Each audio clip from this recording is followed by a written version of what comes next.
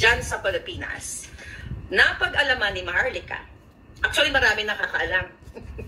Kayo na lang ang nahuli, okay? Na alam na ng Office of the President, alam na ni Marcos Jr., alam na ng Senate, okay? Alam na ng Senado, at, teka lang, ito bagong papel to. Okay. Alam na ng Senado, alam na rin ng House of Representatives na ang ating pinakita sa inyong mga dokumento ay hindi AI. Bakit? My goodness. Yung pumirma po na investigation agent, napag-alaman natin, alam mo naman kahit sa loob ng Malacanang meron tayo talagang mga puting ahas na concerned. Concerned sila sa taong bayan. Concerned sila sa inyo. So napag-alaman natin, dated April 7. Here's the date. Okay? Sulat po ito. That's the date. Ayan. April 7, 2024. Ito po ay patotoo na indeed, itong mga dokumentong pinakita natin a few days ago ay hindi po, dali, fold natin, ay hindi po AI. Ito ay hindi AI dahil po dito sa sulat na ito na merong kopya ang PIDEA, Office of the President, kasi under yan kay PIDEA, under kay Kuting, at saka dapat naman talaga may kopya ang Senado at Kongreso. Ngayon, bayan, taong bayan, I think it's my duty bilang isang Pilipinong tumulo ang dugo o umagay ang dugo sa lupang sinilangan. Ito yata mission ko eh. Kasi ito'y pilit na ikukubli, itatago ng mga pangyarihang nasa gobyerno sa 115 million Filipinos para protektahan si Marcos Jr. sa kanyang kabangagan. Tama ba? Hindi ko pinangungunahan ng Kongreso. Kongreso, Senado, well, wala tayong aasahan sa Office of the President at PIDEA kasi hawak nila yan sa liig. But I still have sa Kongreso at Senado. Kasi, I believe, may konti pang natitirang matino-tino dyan. Ngayong araw na ito, mga kababayan, para tayong, dear Ate Helen, di ba? Parang kumakabog-kabog ang mga dibdib ninyo eh. Kasi gusto kong malumanay para manamnam natin ang istorya. Okay? Ngayong araw na ito, mga hitad, ay sumulat ang pumirma itong investigation agent na ito ay, I believe, sulat niya ito, okay, sa Kongreso, Senado at Office of the President, confirming na ang ipinakita ni Maharlika, okay, ay legit, hindi AI. Here, I will read the letter. Actually, ito yan mga pala, pinarin ko lang, ha? Okay? Ito po yung letter. To ang address Undersecretary Moro Virgilio M. Lazo, Director General of PIDEA. Okay? Nia, Northside Road, Barangay Piñahan, Quezon City. So, sinulatan siya, Dear Undersecretary Lazo. Ayan.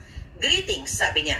Sir, the undersigned former investigation agent, which is dun sa, sa papel natin na pinakita, is formally submitting himself to shed light on his alleged participation in the so-called PIDEA leaks concerning the documents presented by a certain Maharlika, a political blogger which this agency immediately debunks. Okay? Some of my former PIDEA colleagues warned me of the possible consequences of Maharlika's expose.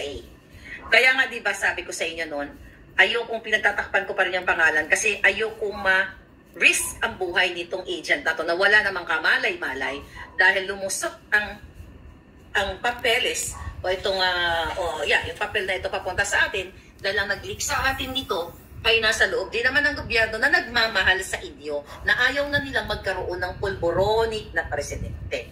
But yung agent walang kamuwang-muwang kaya still, pinoprotektahan natin siya hanggang sa magsalita siya talaga at willing siya magsalita. My channel is open.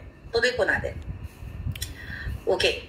The undersigned has no participation in any manner and does not know how the said person acquired it. That was me. Okay, the said person.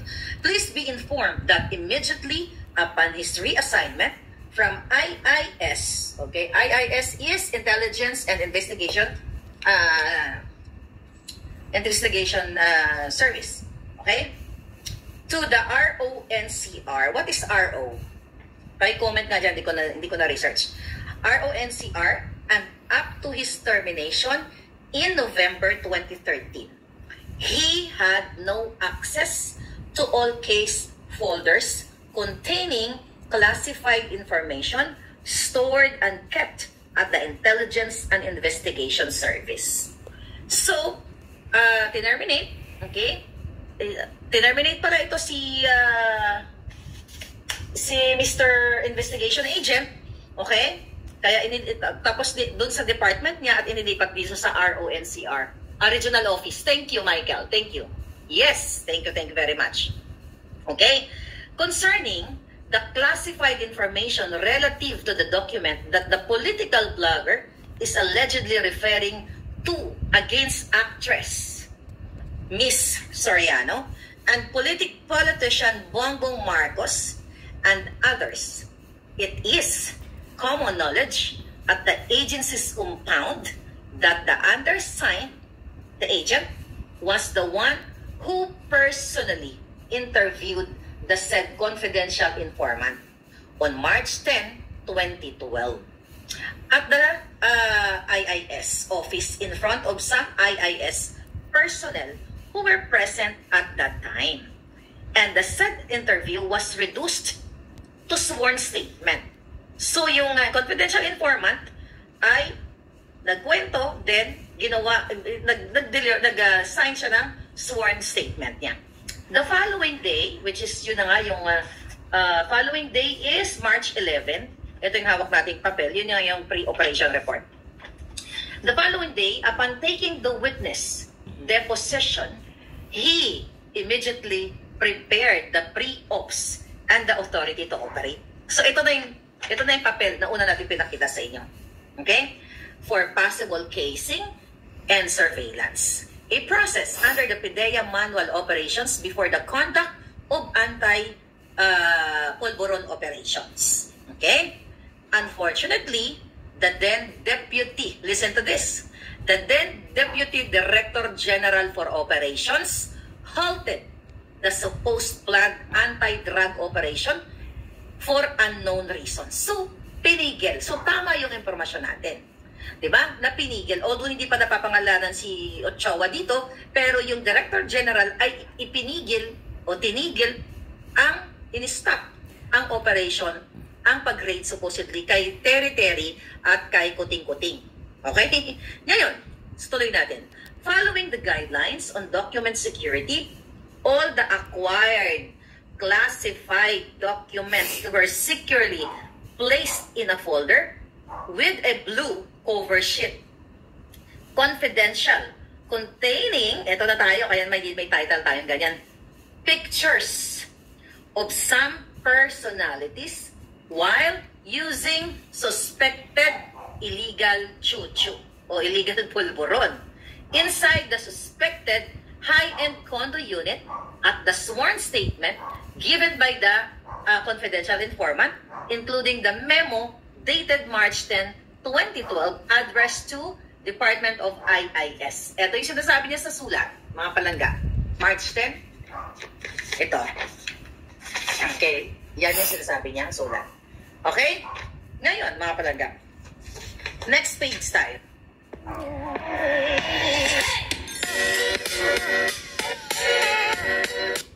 Sinasabi niya, sulat. Okay? Ngayon, mga palangga. Next page tayo. Okay? Together with the pre-ops and authority to operate, were securely stored and kept at the IIS office. If all those classified documents were continuously spread to unauthorized persons, okay? Ako yun. Kasama ako doon. Malay ko ba? Okay? Gusto lang naman ng ating mga palangga na malaman yung lahat na nagpupulburon si Kuting. Okay? The highest possibility is that they could be used for personal and political reasons. But my reason is not personal. It's for the people na makalaya sa bangag-bangag na administrasyong ito. Tuloy natin. Please spare me from this mess. During the late President Aquino's administration, I suffered greatly from this agency's former crooked chief, yung chief, na nag-out nito, na nagputol nito. Actually, mariresearch yan kung sino ang chief nitong sinasabi niya. Diyan sa mga article na research na nakalimutan ko lang yung pangalan niya. Okay, tuloy. If warranted, I am more than willing to submit myself to any formal inquiry your office conducts. I am hoping that this letter will merit your utmost attention.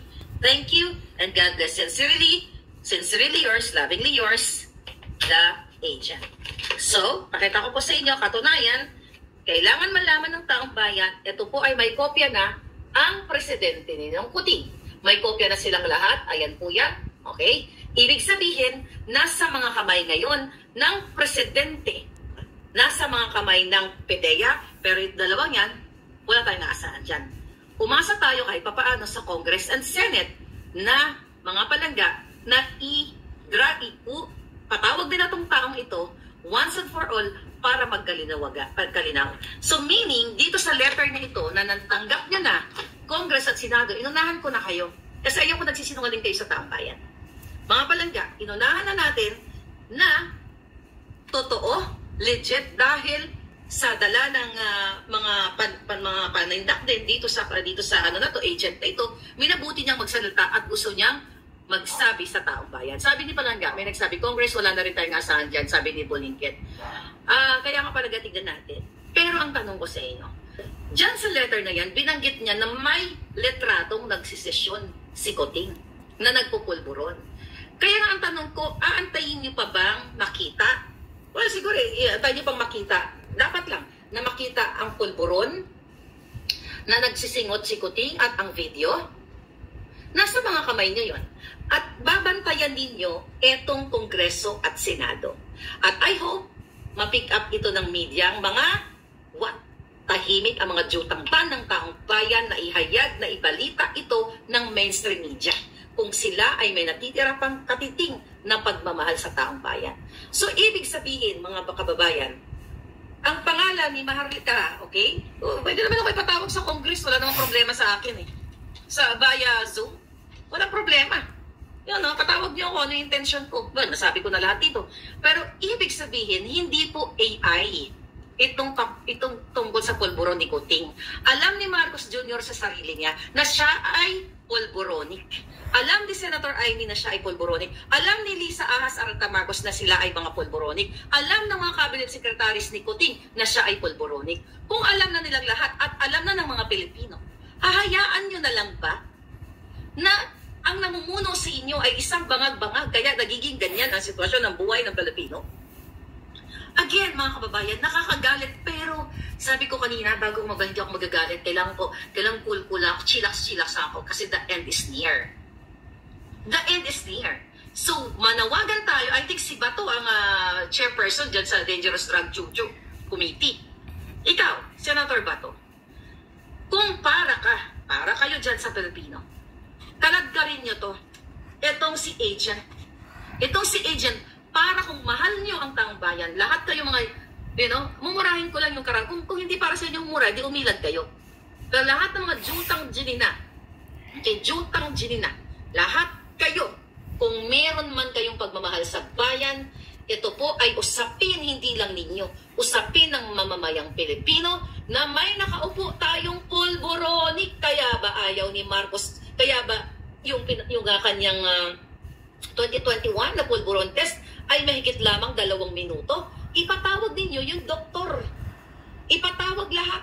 Diyan kung lahat, Senator Bato, kayo dyan, ipatawag nyo itong si Head of Laboratory, si Maria Cecilia Fernandez Lim, itong pumirma na si Jereza Reyes, analyst. Ipatawag dito ang St. Luke's, ang pamuna ng St. Luke's, na kung ito ba ay legit ang kanilang inisyu na pulburon test kay Kuting in 2021. Kung ito ay dinoktor ng doktor, na dapat matanggal ng lisensya, managot ang dapat managot dahil ito ay panglilin lang sa taong bayan. Bakit ngayon ayaw ni Kuting mag-pulburon test? Nung pinato siya ni Duterte na ikaw ganito, nakasama ka sa PDEA, ang binalik niya kay Pangulong Duterte, ikaw ka, na-fentanyl ka eh. Pero yun ay medically prescribed. Iba dito sa pulburon test na ginawa ay sa pulburon na tinitira ni Kuting. Ngayon, Tatahimik na lang ba kayo? Palalagpasin nyo na lang ba itong issue na ito? Kaya nga, buljakin natin, itong Senado, ito si, alamin mo natin kung sino yung mga nasa committee na yon sa Dangerous Chuchu. Okay? Uksain natin silang lahat, mga palangga. Ipakita nila na sila ay para sa Pilipino. Dahil sumusweldo sila, taxpayers, pera ninyo ang nilalamon nila mula ulo hanggang paa. Bawat dugo na nanalaitay sa kanila. Kaya nabubuhay sila dahil pera ninyo. At karapatan ng taong bayan na malaman na ang PDEA, yung papel na pinakita ko sa inyo, at itong agent na to, kailangan marinig natin na makapagsalita diyan kung ano nga ba, sino-sino ang mga involved na pumigil ng raid na yon. See that? Kaya nga, ang tanong ko sa inyo, masyado kayong attack doon sa video, pakita nyo na marinig ka.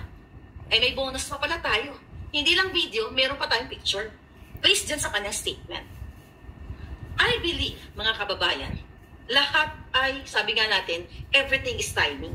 Lahat yan. Kung pinakita ba yung video right away o gano'n, ano yung naging impact para wala? Sabi ko nga, kung si Kuting ay binudol tayo, isa ako kayo, na binudol tayo, gumastos tayo ng pera, dahil umasa tayo na akala ibabangon ng Pilipinas, ngayon nagkaisa tayo para ilubog natin sila sa kasalanan ginawa nila sa atin, na binudol tayo na hindi siya dapat tumakbo dahil isa siyang pulboronic.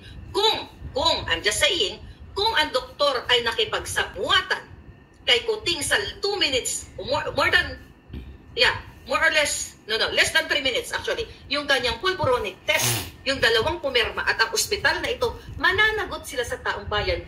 Kasi kung siya ay nag-positive doon, kung ginawa ang tamang proseso, ang tamang pag-conduct ng pag-test rather, mga kababayan, hindi na dapat nakatakbo si Kuting.